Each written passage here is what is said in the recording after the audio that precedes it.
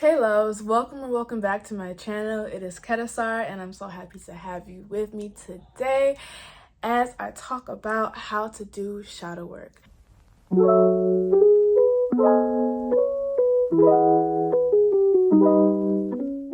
This is my part 2 to my first video, so if you haven't seen that one already, I recommend you go ahead and click up here to give yourself a little more background context of the whole topic.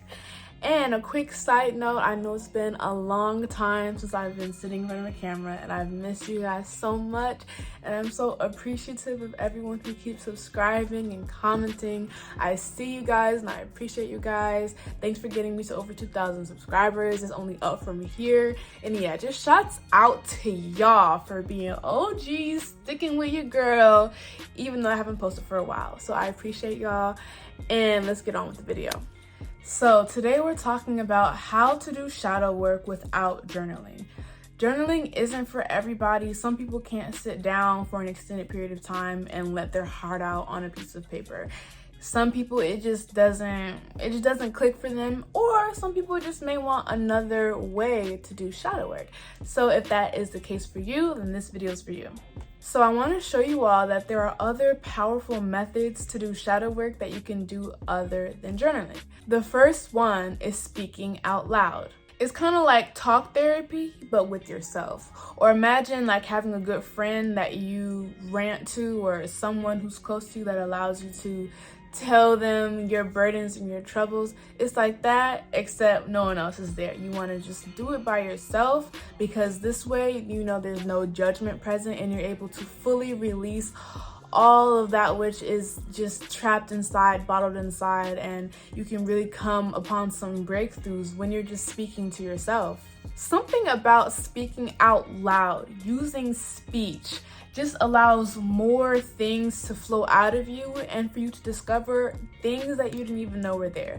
I know I've done this before, and as I got to talking and as I got into a real good flow, I'm like, dang, like I felt some type of way about this more than I thought. Like there was more bottled up there than I initially assumed.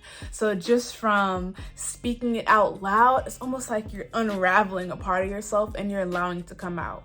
Some people can experience the same thing when they just journal and write, but something about speaking. Anyone who has spoken to somebody and like poured their heart out to somebody knows what I'm talking about. It's like when you're speaking, you know what I'm talking about. It just allows more to come out of you and allows you to express yourself even deeper, I think. So this may not be for everyone, because some people may be a little nervous to speak out loud when no one's there, but a way to make this easier is my second method, which is through video diaries. So it's basically the exact same thing as my method number 1, speaking out loud, except you have a camera present. So with this camera, it's almost like you have someone else there. So it has this social effect, and it allows you to feel like you're not just talking to yourself. So with that, you're able to more openly and freely express, rather than maybe judging yourself or having inner criticism like, oh my gosh, I'm just talking to myself, like I'm weird. You're not, but I understand if you feel that way. So having a camera present may really assist you. I know it assisted me when I was first doing the talking out loud, my personal talk therapy.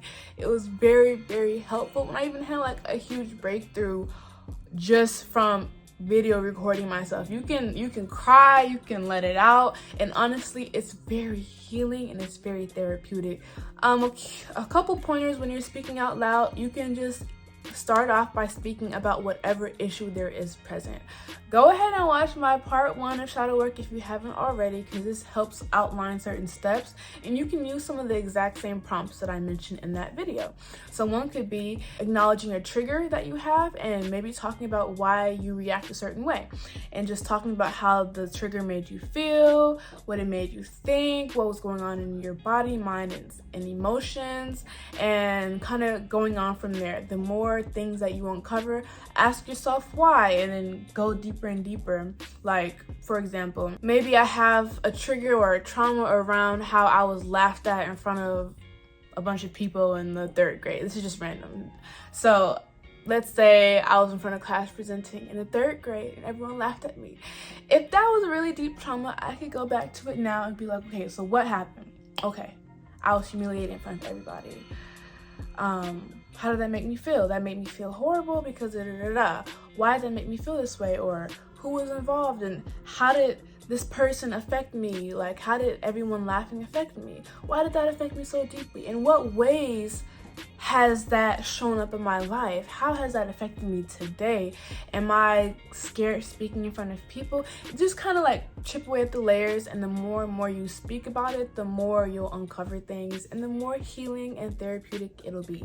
So the 3rd method is also speaking out loud, but it is even more powerful for me personally, and it is prayer. So it's really just prayer to the Creator, the Most High Divine, to the higher power.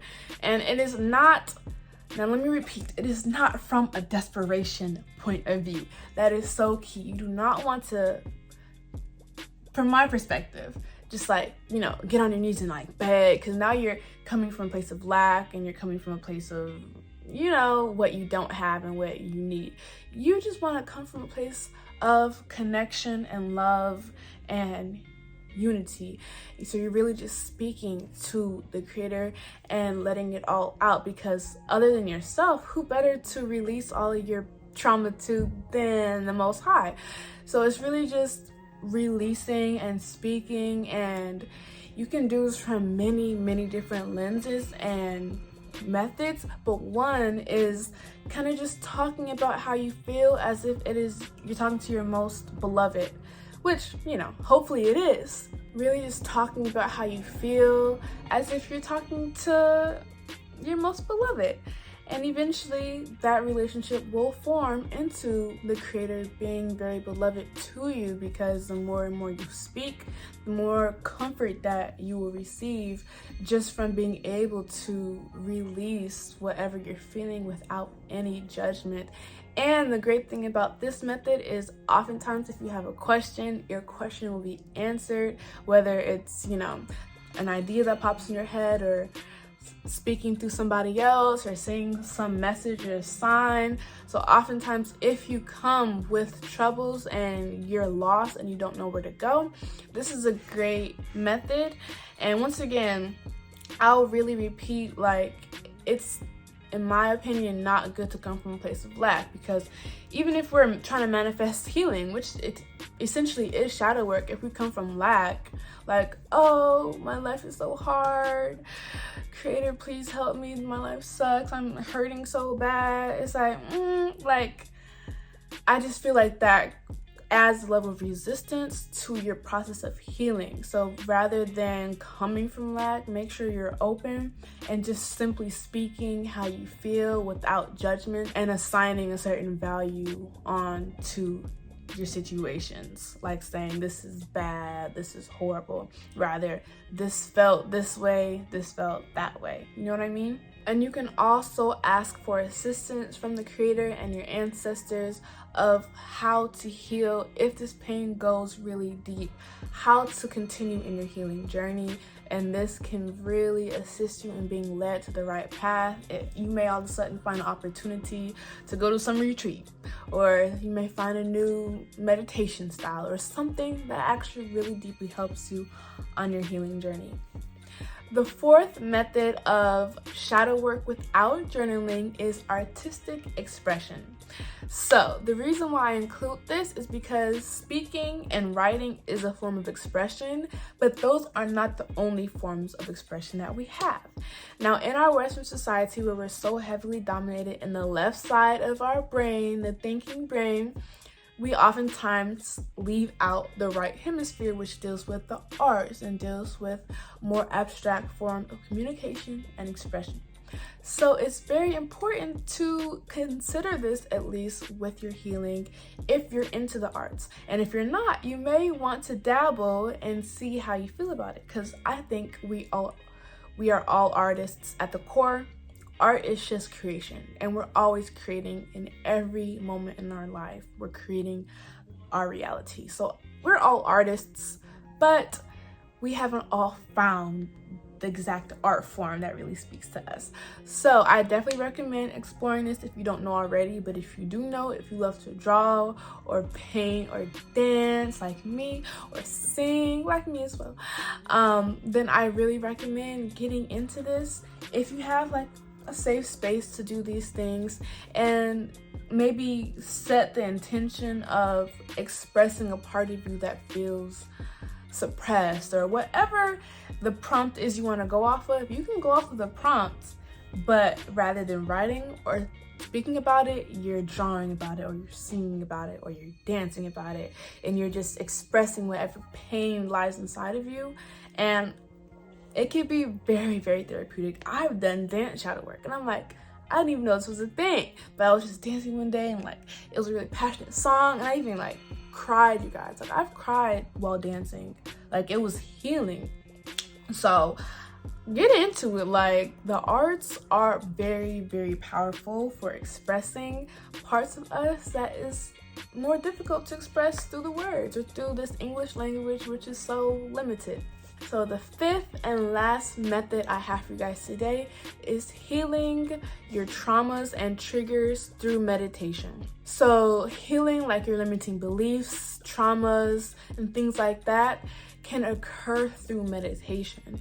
Now, what I mean by this is actually a very specific way of meditating. So you want to meditate, you want to get into your subconscious mind. It's like a trance state where you're really relaxed and really open to reprogramming your mind.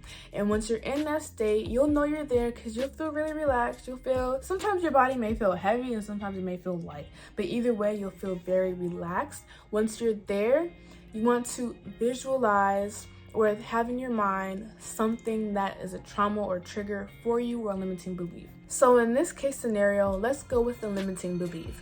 So with this limiting belief, usually there's a trigger that may trigger you to have this limiting doubt or limiting negative self-talk. So imagine the trigger that makes you think these things. Maybe the trigger is, I can't do this. Like, maybe you're very overwhelmed and you got another assignment and you're just like, I can't do this, it's too much. I know I used to say that in school, this is too much. Like, it's too much, because I'll just be stressed. But instead of saying that when you experience a trigger, now this is a really light and fluff one, but it still can affect people. When you visualize the trigger, instead recite a positive affirmation where you're basically affirming the opposite and encouraging yourself or uplifting yourself or affirming what you're truly capable of. You want to affirm that you are a peaceful being, that you are peace, the essence of peace, and that you are not an emotion, you are not a thought, you are not a belief. None of those things can define you. So those are some things that I keep in mind when I recite my affirmations. I remember that my essence is peace, okay? No limiting belief can truly be true about me because it's trying to define me to something outside of me, if that makes sense. If I'm peace and I have a limiting belief that says I'm not good enough, that's automatically false, because now I'm trying to define myself to one thing when my whole being is infinite and always expanding and expansive. So how can I really be that one thing? So automatically that's wrong. But we want to align ourselves with a positive affirmation instead. So in your meditation, you can basically visualize things that may trigger you and visualize a more peaceful, positive response so that you can reprogram your mind to have more peaceful responses to stressful situations in life. So those are 5 ways that you can do shadow work without journaling. I hope this helped you. Please let me know down in the comments below. I know I got a few people who said that journaling isn't really like helpful for them and they want to know other ways that you can journal. So here are a few. I think of the list, the whole speaking out loud is my personal favorite because I can talk, and I think most of us truly can talk. It's just about who's around. So if you're just around yourself and the creator, then you can really let it all out, you know? So yep, I hope you guys enjoyed. There will be more uploads. I've been gone for a while, but I'm back, you guys. I'm back. So you can expect more from me. If you have any suggestions, leave them in the comments down below. And until next time, peace and love.